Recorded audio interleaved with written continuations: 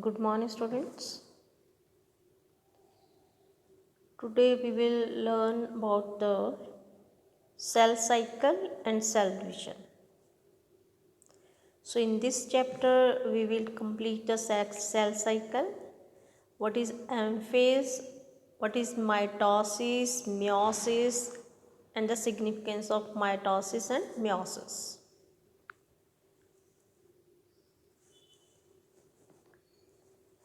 So, before we will start the cell cycle, I'll make you recall cell. What is cell? We have done the animal cell and the plant cell, and in animal cell and plant cell we have done the differences also, and recall the organelles, that is cytoplasm. In cytoplasm there was ribosomes and mitochondria, then the nucleus containing the genetic materials as chromatins.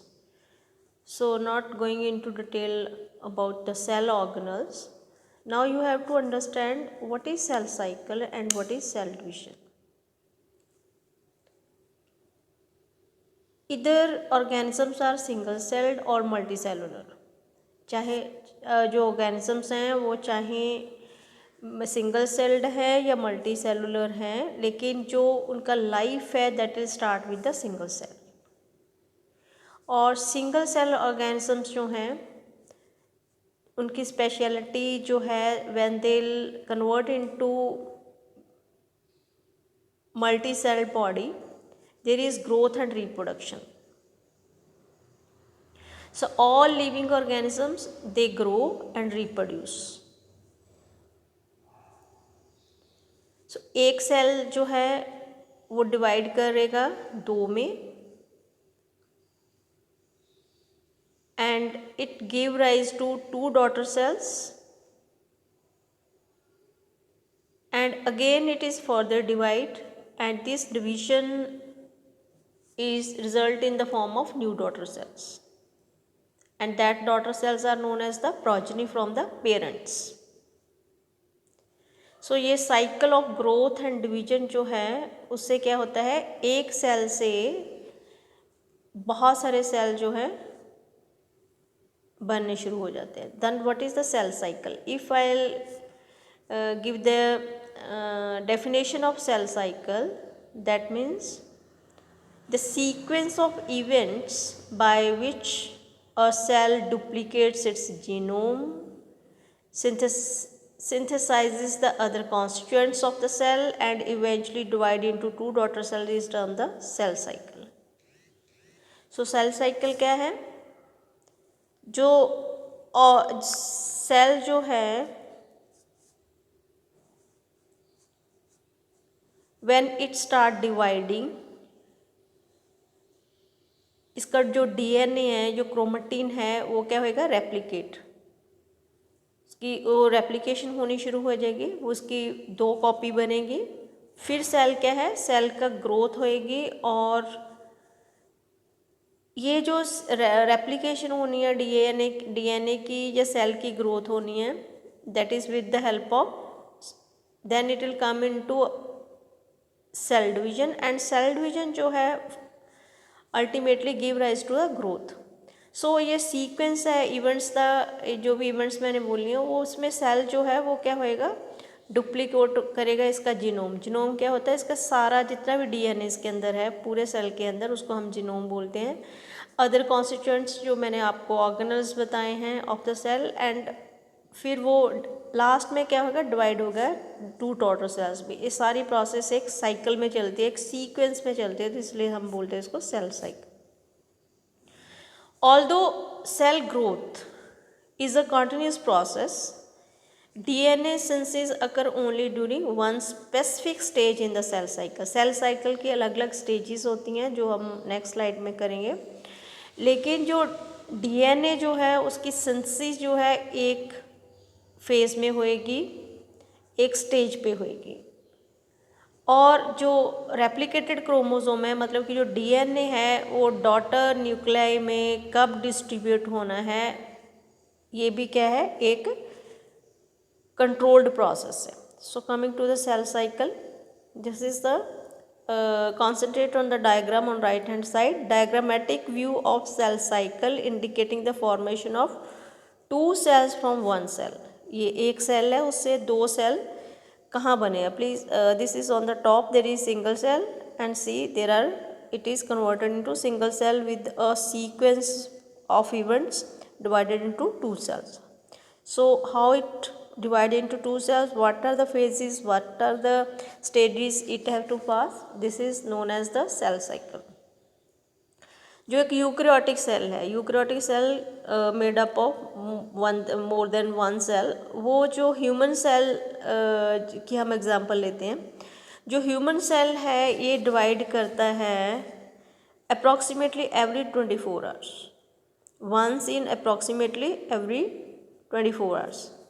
तो एक बार divide जो है 24 घंटे में करता है. और जो लिविंग ऑर्गेनिजम्स है उनके डिवीजन जो सेल साइकिल जो है वो अलग अलग है. जैसे यीस्ट है, यीस्ट जो है वो cell cycle in only about 90 minutes. ठीक है, वो डिवीजन उसकी होती है, यहाँ 24 आवर्स है तो यहाँ पे होता है 90 मिनट्स में ही, 90 मिनट में ये जो है अपने को आपको डिवाइड करता है. ऐसे ही जो बैक्टीरिया हैं उनमें कुछ एक मिनट्स है, जो 20 मिनट में वो अपने आप को जैसे ईस्कीशिया क्लाई है, ऐसे जो बैक्टीरिया है उनका टाइम और भी कम है. ठीक है, तो सेल साइकिल में हम दो बेसिक फेजेस होते हैं सेल साइकिल के. एक को हम बोलते हैं इंटरफेज, एक को हम बोलते हैं एम फेज.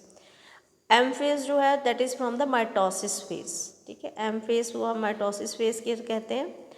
सो एम फेज में सेल की डिवीजन स्टार्ट होती है. हाँ, अब ये स्टार्ट तो बहुत पहले से हो जाती है, लेकिन जो एक्चुअल डिवीजन है, मतलब एक से जो दो सेल बनने हैं वो कौन से फेज में होंगे, एम फेज में. जो एक से दो सेल की जो एक से दो सेल बना उसको हम बोलते हैं माइटोसिस. जो इंटरफेस है उसमें क्या होता है, interphase is the phase between the two M phases. ठीक है, दो एम फेज जो उनके बीच वाला जो फेज है उसको हम बोलते हैं interface. So 24 hour average duration of cell cycle of human cell जो है इसकी है. So cell division proper last for only about an our.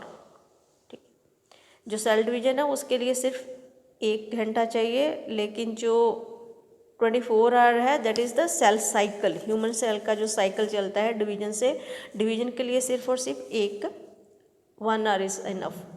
So interphase जो है उसमें 95% of duration of cell cycle, जो पूरी सेल साइकिल का टाइम है वो 95% जो है वो सेल किस में रहता है, इंटरफेस में रहता है. अब एम फेज में क्या है, एम फेज में जो माइटोसिस फेज में उसमें क्या है, न्यूक्लियर डिवीजन होएगी. न्यूक्लियर डिवीजन के बाद सेपरेशन ऑफ डॉटर क्रोमोसोम्स होंगे जिसे हमको हम कार्योकाइनेसिस कहते हैं. क्रोमोसोम्स आपने देखे होंगे, डॉटर क्रोमोसोम्स न्यूक्लियस के अंदर जो होते हैं.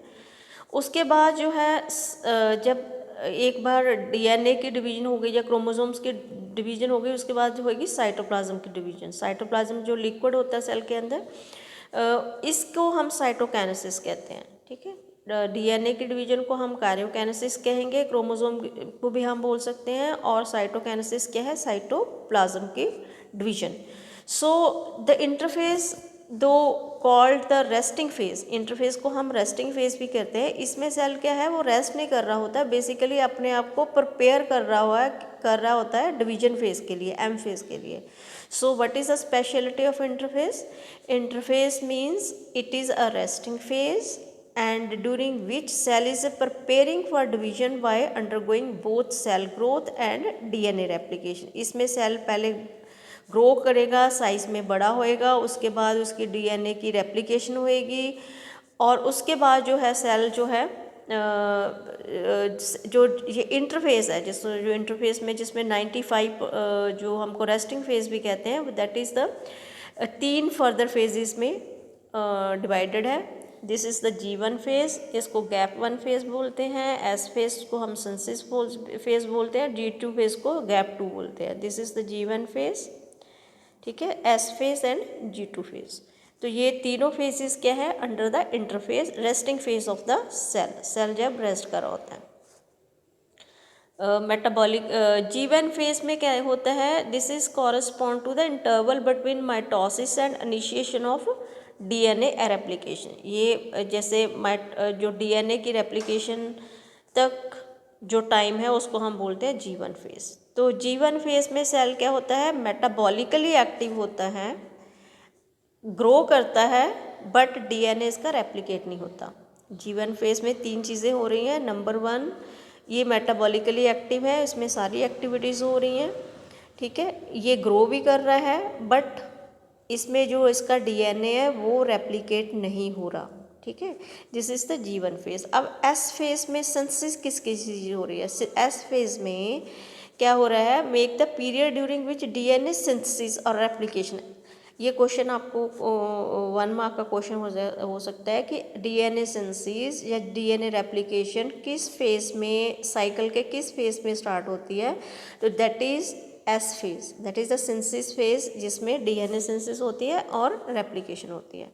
सो इस टाइम में क्या होता है, जो डीएनए पर सेल, रेप्लिकेशन का मतलब डबल होना, ठीक है। डीएनए जो है वो पर सेल क्या हो जाएगा, डबल हो जाएगा। सो जैसे अगर इनिशियल अमाउंट ऑफ डीएनए की 2C है तो ए इंक्रीज होकर क्या हो जाएगी, 4C हो जाएगी। बट यहाँ पे ये ध्यान रखना है कि जो अमाउंट है वो बढ़ेगी लेकिन नंबर ऑफ क्रोमोसोम सेम रहेंगे, ठीक है। There is no increase in the chromosome number. अगर ह्यूमन में 23 पेयर्स हैं, 46 नंबर हैं, तो वो 46 रहेंगे। If the cell has diploid or 2n number of chromosome eight G1, ठीक है। G1 में अगर सेल जो था उसमें 2n नंबर ऑफ क्रोमोसोम्स हैं, तो S फेज के बाद द नंबर ऑफ क्रोमोसोम क्या होंगे, 2n ही होंगे, ठीक है। 4n नहीं होंगे, 2n ही रहेंगे। ये जो है that is the S phase. S phase में डीएनए रेप्लिकेशन हो गई है। उसके बाद क्या है, जो ड्यूरिंग द G2 फेज, अब हम किस में, गैप 2 फेज में आ गए हैं। उसमें प्रोटीन आर सिंथेसाइज्ड, ठीक है। प्रोटीन जो है इन प्रेपरेशन फॉर माइटोसिस वाल सेल ग्रोथ कॉन्टिन्यूज। अब इस G2 फेज में क्या है, देखो इस G1 फेज में क्या किया, सेल ने अपने आप को रेडी किया, यहाँ ग्रो भी किया। G1 फेज में अपने आप को इसने सेल, ये दिस इज़ द सेल, ठीक है। ये सेल इसने लिया हुआ है, that is the purple colour. तो सेल जो है G1 फेज में अपने आप को, एक्चुअली M फेज जो है डिवीजन का फेज है, ठीक है। इस डिवीजन के लिए अपने आप को रेडी कर रहा है, ठीक है, रेडी कर रहा है। तो इस फेज में क्या है, ये मेटाबॉलिकली एक्टिव है, ये ग्रो भी होएगा और ग्रोथ के साथ साथ जो है इसमें जो है इसकी मगर इसमें जो है इसका डीएनए वो रेप्लिकेट नहीं होएगा। जब ये S फेज में आएगा, कुछ देर के बाद जब ये S फेज में आएगा, तो S फेज में क्या है, डीएनए जो है वो डुप्लीकेट हो जाएगा। मतलब अगर 2C है तो 4C हो जाएगा, लेकिन नंबर ऑफ क्रोमोसोम 2n है तो 2n ही रहेंगे। अब जब ये G2 फेज में आया, G2 फेज में क्योंकि एक्चुअली ये सेल अपने आप को क्या है, इसमें डिवीजन के लिए रेडी कर रहा है, तो उसको प्रोटीन्स भी चाहिए। तो वो किस फेज में बनेंगे, G2 फेज में। G2 फेज जो है इसमें क्या है, प्रोटीन सिंथेसाइज्ड होंगे for the preparation for mitosis while cell growth continue, और सेल जो है वो अपने आप को ग्रो भी करेगा। अब G2 फेज के बाद हम आ जाएंगे M फेज में। M फेज मतलब डिवीजन फेज। इसमें अगर आप ध्यान से देखो तो ये स्टेजेस हैं इसकी, ठीक है। M फेज में जैसे प्रोफेज है, मेटाफेज है, एनाफेज है, टीलोफेज है एंड साइटोकाइनेसिस है। तो ये M फेज में टीलोफेज है, टीलोफेज के बाद साइटोकाइनेसिस मतलब साइटोप्लाज्म की डिवीजन स्टार्ट हो जाएगी। तो हम M फेज को जो है कल वाले लेक्चर में करेंगे कि M फेज जो है उसमें क्या होता है। So I think G1 phase, S phase and G2 phase is clear with you.